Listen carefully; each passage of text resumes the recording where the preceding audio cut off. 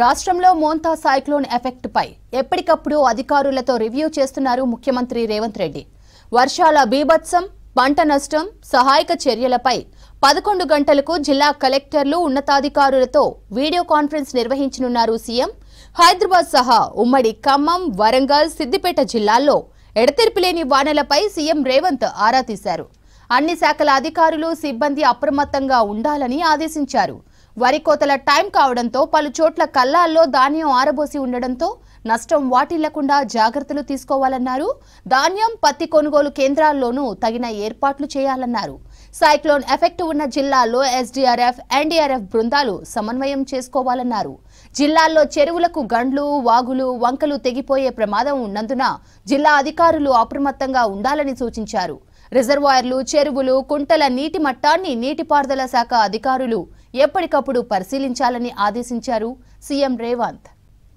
రాష్ట్రంలో Montha cyclone effect పై ఎప్పటికప్పుడు అధికారులతో రివ్యూ చేస్తున్నారు ముఖ్యమంత్రి రేవంత్ రెడ్డి. వర్షాల బీభత్సం, పంట నష్టం, సహాయక చర్యలపై 11 గంటలకు జిల్లా కలెక్టర్లు ఉన్నతాధికారులతో వీడియో కాన్ఫరెన్స్ నిర్వహించనున్నారు సీఎం. హైదరాబాద్ సహా ఉమ్మడి ఖమ్మం, వరంగల్, సిద్దిపేట జిల్లాల్లో ఎడతెరిపిలేని వానలపై సీఎం రేవంత్ రెడ్డి ఆరా తీశారు.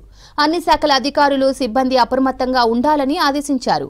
వరి కోతల టైం కావడంతో పలు చోట్ల కల్లాల్లో ధాన్యం ఆరబోసి ఉండడంతో నష్టం వాటిల్లకుండా జాగ్రత్తలు తీసుకోవాలన్నారు. ధాన్యం, పత్తి కొనుగోలు కేంద్రాల్లోనూ తగిన ఏర్పాట్లు చేయాలన్నారు.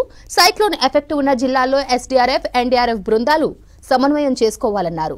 జిల్లాల్లో చెరువులకు గండ్లు, వాగులు, వంకలు తెగిపోయే ప్రమాదం ఉన్నందున జిల్లా అధికారులు అప్రమత్తంగా ఉండాలని సూచించారు.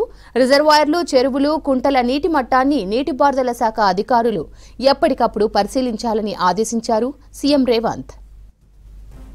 రాష్ట్రంలో మోంతా సైక్లోన్ ఎఫెక్ట్ పై ఎప్పటికప్పుడు అధికారులతో రివ్యూ చేస్తున్నారు ముఖ్యమంత్రి రేవంత్ రెడ్డి. వర్షాల బీభత్సం, పంట నష్టం, సహాయక చర్యలపై 11 గంటలకు జిల్లా కలెక్టర్లు ఉన్నతాధికారులతో వీడియో కాన్ఫరెన్స్ నిర్వహించనున్నారు సీఎం. హైదరాబాద్ సహా ఉమ్మడి ఖమ్మం, వరంగల్, సిద్దిపేట జిల్లాల్లో ఎడతెరిపిలేని వానలపై సీఎం రేవంత్ రెడ్డి ఆరా తీశారు. అన్ని శాఖల అధికారులు, సిబ్బంది అప్రమత్తంగా ఉండాలని ఆదేశించారు. వరి కోతల టైం కావడంతో పలు చోట్ల కల్లాల్లో ధాన్యం ఆరబోసి ఉండడంతో నష్టం వాటిల్లకుండా జాగ్రత్తలు తీసుకోవాలన్నారు. ధాన్యం, పత్తి కొనుగోలు కేంద్రాల్లోనూ తగిన ఏర్పాట్లు చేయాలన్నారు. సైక్లోన్ ఎఫెక్ట్ ఉన్న జిల్లాల్లో ఎస్డీఆర్ఎఫ్, ఎన్డీఆర్ఎఫ్ బృందాలు సమన్వయం చేసుకోవాలన్నారు. జిల్లాల్లో చెరువులకు గండ్లు, వాగులు, వంకలు తెగిపోయే ప్రమాదం ఉన్నందున జిల్లా అధికారులు అప్రమత్తంగా ఉండాలని సూచించారు. రిజర్వాయర్లు, చెరువులు, కుంటల నీటి మట్టాన్ని నీటిపారుదల శాఖ అధికారులు ఎప్పటికప్పుడు పరిశీలించాలని ఆదేశించారు సీఎం రేవంత్. ఇక రాష్ట్రంలో భారీ వర్షాల బీభత్సం, సీఎం రివ్యూ, సహాయక చర్యలకు సంబంధించి మరిన్ని డీటెయిల్స్ వెంకటేష్ అందిస్తారు. వెంకట్, మోంతా తుఫాన్ ప్రభావం ఎలా ఉంది? సీఎం రివ్యూ అప్డేట్స్ ఏంటి? స్రవంతి, మోందా మోత మోగిస్తుంది. గత 2 రోజుల నుంచి తెలంగాణ రాష్ట్రం అంతా కూడా మోందా తుఫాన్ ఎఫెక్ట్ చాలా కొట్టొచ్చినట్టు కనబడుతుంది. ముఖ్యంగా ఉమ్మడి వరంగల్, ఉమ్మడి ఖమ్మం, ఉమ్మడి నల్గొండ, అదేవిధంగా నిన్న సాయంత్రం నుంచి ఉమ్మడి మహబూబ్ నగర్, ఈ 4 జిల్లాల్లో, ఈ 4 ఉమ్మడి జిల్లాలో పెద్ద ఎత్తున మోందా తుఫాన్ ఎఫెక్ట్ స్పష్టంగా కనబడుతుంది. ఇవాళ నిన్న రాత్రి పొద్దుపోయే వరకు, ఇవాళ తెల్లవారుజాము వరకు కూడా చాలా వరకు ఉమ్మడి వరంగల్ జిల్లాలోనైతే కొన్ని వందల సంఖ్యలో చెరువులు తెగిపోయినట్టుగా సమాచారం అందుతోంది. భద్రాద్రి, అదేవిధంగా ఖమ్మం జిల్లాలో కూడా ఇదే పరిస్థితి మనకు స్పష్టంగా కనబడుతుంది. నిన్న మధ్యాహ్నం కేవలం 4-5 గంటల్లోనే వరంగల్ జిల్లా కల్లెడలో 48 సెంటీమీటర్ల వర్షపాతం నమోదైంది. ఉమ్మడి వరంగల్ జిల్లా అంతా కూడా నిన్న రాకపోకలు, అదేవిధంగా రైలు రాకపోకలు కూడా పూర్తిగా రద్దయిన పరిస్థితి మనం చూసాం. అయితే నిన్న సాయంత్రం వరకు కూడా రాష్ట్ర ముఖ్యమంత్రి రేవంత్ రెడ్డి అధికారులతో ఎప్పటికప్పుడు కొంత టెలికాన్ఫరెన్స్ నిర్వహించే ప్రయత్నం చేశారు.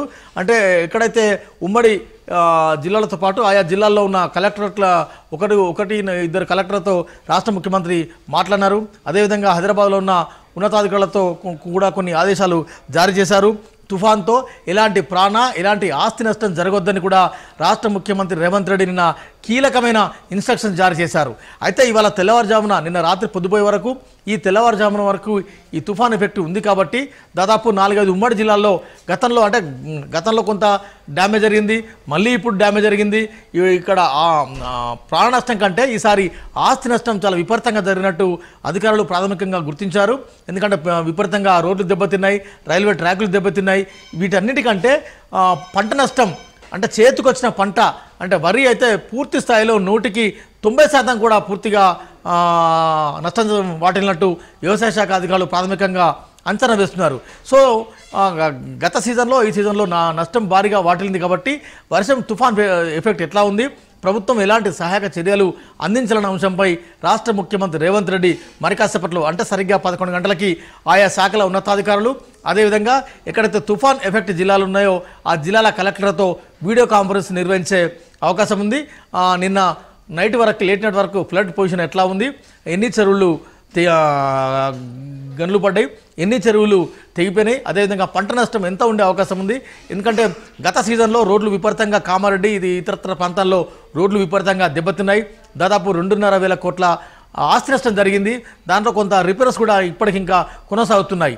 మళ్ళీ మూలిగ లెక్కపై తాటికి పడ్డట్టుగా మళ్ళీ ఆయా ప్రాంతాల్లో రోడ్లు విపరీతంగా దెబ్బతిన నేపథ్యంలో ప్రభుత్వం తక్షణ సహాయం ఏం చేయాలన్న అంశంపై రాష్ట్ర ముఖ్యమంత్రి కొన్ని కీలకమైన ఆదేశాలు జారీ చేసే అవకాశం ఉంది.